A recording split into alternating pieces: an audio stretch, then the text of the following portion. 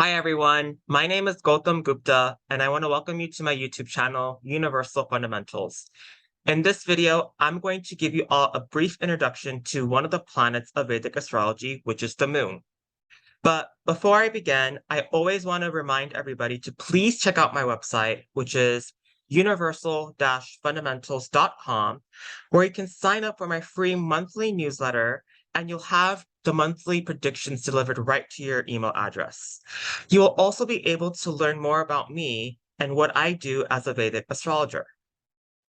And if you happen to find this video helpful and useful, then please give it a thumbs up by hitting the like button. Doing so will help me with the YouTube algorithm, which will allow other users like you to locate this video.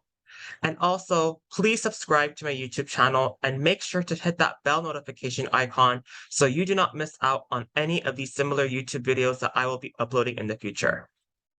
I also want to let everyone know that I practice sidereal Vedic astrology and not Western tropical astrology. So with that being said, let's begin with understanding the moon. So what exactly is the moon? Well, the moon happens to be one of the most important planets in Vedic astrology. It is the planet that rules our emotions, mind, and mental health.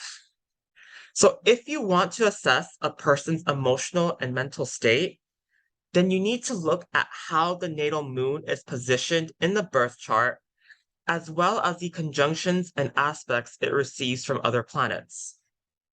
The moon represents our mother and the nourishment and emotional security we have received throughout our lives. The moon is actually one of the planets that will easily get influenced by the conjunctions and aspects of other planets. The moon tends to absorb the qualities and characteristics of other planets very easily, so therefore, it is vitally important that the moon is associated with benefics for a sound and stable emotional mind. There is an old saying, you are the company you keep, and this is especially true when you're looking at the moon. If the moon is associated with benefics such as Venus and Jupiter, then this will tell me that a person has a sound and stable mind. In general, the person will be very optimistic and joyous throughout life.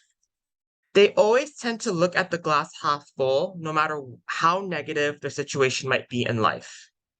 Now, if you have Mercury with the moon, then this tells me that you will have a very overactive mind. You're constantly thinking and processing information as it comes along. And while that may be a good thing, it is important that you do not let this get into overdrive, as this can overwhelm and stress out your mind.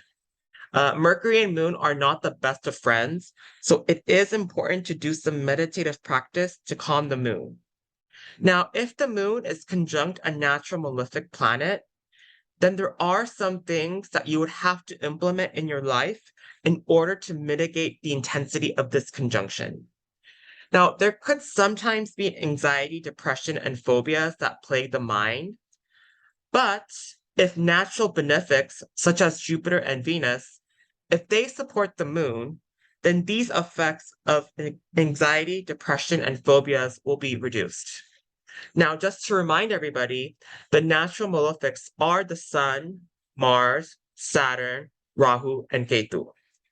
Having the moon conjunct any of these planets means that you should practice self-awareness when it comes to managing your emotions. Now, by simply being aware of these conjunctions, we can avoid major pitfalls when it comes to mental health and other adversities. Now, another important thing I would like to mention about the moon is that the moon's benefic nature is determined by the brightness in relation to the sun's placement, as well as the conjunctions and aspects it receives. Basically, the further in distance the moon is away from the sun, the more benefic in nature the moon will become. Now, this is because the moon is growing in light, and therefore there is more awareness within us. A full moon is actually the best thing to have, as the moon is receiving complete and full light from the sun's aspect. Now, astrologically speaking, a full moon is when the moon and sun mutually oppose one another. So basically, for example, the moon will be in Cancer and the sun is in Capricorn. That will be a mutual aspect because Cancer and Capricorn are 7 signs away from each other. Now, the moon conjunct the sun means that a person was born on a new moon day and therefore can be very introspective about their life and surroundings. If the moon is conjunct a benefic planet such as Jupiter or Venus, then it becomes more benefic in nature. And if the moon is conjunct a malefic planet, such as Rahu, Ketu, Mars, Saturn, and the sun, then it becomes more malefic in nature. Of course, the malefic nature of the moon can be reduced if it receives an aspect of a benefic planet or by simply practicing self-awareness. Now, one very important thing is that it is very important that the moon should be surrounded by other planets. Even if the planets are malefic in nature, it is still good to have moon surrounded by these planets. Now, in this case, Rahu, Ketu, Sun, and the outer planets, Uranus, Neptune, and Pluto, do not count when we talk about the moon having to be surrounded by other planets. And when I mean surrounded, there should be other planets such as Jupiter, Mercury, Venus, Saturn, and or Mars, either 12th from the moon, in conjunction with the moon, or second from the natal moon's position.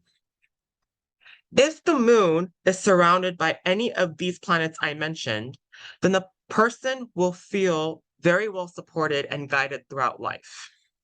It is a good feeling of a sense of security and stability. However, if there are no planets on either side of the moon and no planets conjunct the moon, then the person will have a tendency to feel isolated and unsupported throughout life, no matter how many people they surround themselves with. However, through my own personal experiences at looking charts, I have found that most individuals who do not have moons supported by other planets, they tend to enjoy their company a lot more than being around with others. With time, they realize that they are their own best friend, and being alone can sometimes be a good thing for your mental peace and satisfaction. And basically, finding their own sense of security and support becomes a big factor and purpose for these individuals' lives.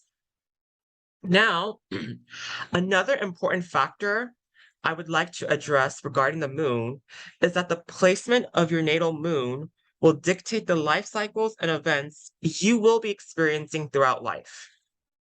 The degree and minute your moon are in will be placed in a certain nakshatra or lunar mansion. And the planet that rules that nakshatra or lunar mansion will be the planetary cycle you start out your life with.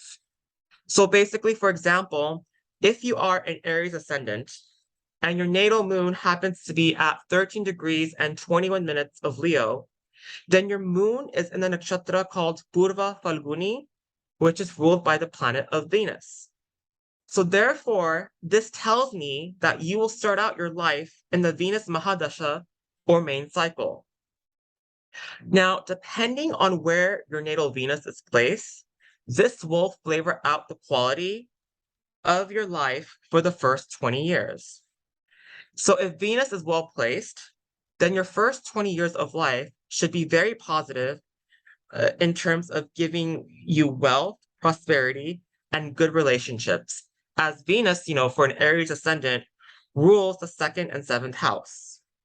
Now, conversely, if Venus happens to be afflicted, then there will be challenges with wealth, prosperity, and relationships during the 20-year cycle. So it is very important to assess the chart in a case-by-case basis. Now, there are some other important facts about the moon that I would like to discuss. First of all, it is ruled by the zodiac sign of Cancer. And when the moon is in the sign of Cancer, it feels very homely and secure. The moon in Cancer gives the person the ability to effectively and properly express and process their emotions. You may perceive that a person who has moon in Cancer can be over the top emotional. However, it is simply that they are just regulating their emotions properly and in a healthy manner. Also, the moon is exalted in the sign of Taurus and debilitated in the sign of Scorpio. And the exact degree of exaltation and debilitation is 3 degrees respectively. And just a reminder, moon feels very strong in the sign of Taurus, and moon will feel kind of weak in Scorpio. Now, moon is also the fastest moving planet in Vedic astrology. It only takes 2.5 days for the moon to travel each zodiac sign. So therefore, by the 30th day, the moon will have traveled all 12 zodiac signs. And lastly, the moon is represented by the day of Monday, and it is also associated with the color white, just like Venus. And the gemstone for the moon is a white pearl. And the simplest way to honor the moon is to wear white on Mondays. So this is what I wanted to cover regarding the moon. I hope you guys got something out of this. And once again, if you found this video to be useful, then please give it a thumbs up by hitting the like button. Doing so, you guys will tremendously help me with the YouTube algorithm so this video can reach a vast audience. And also, if you are new to my channel and would like to see similar videos like this in the future, then please subscribe to my YouTube channel and click on the bell notification. And lastly, if you would like to know more about me and what I do as a Vedic astrologer, or if you would like a reading from me, then please check out my website, which is universal-fundamentals.com. Thank you so much, everybody, and I will see you all in the next video. Have a great day.